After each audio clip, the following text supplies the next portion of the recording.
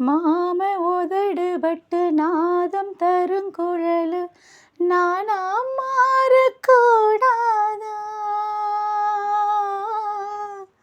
நாளும் தவமிருந்து நானும் கேட்டவரம் கூடும் காலம் வாராதா?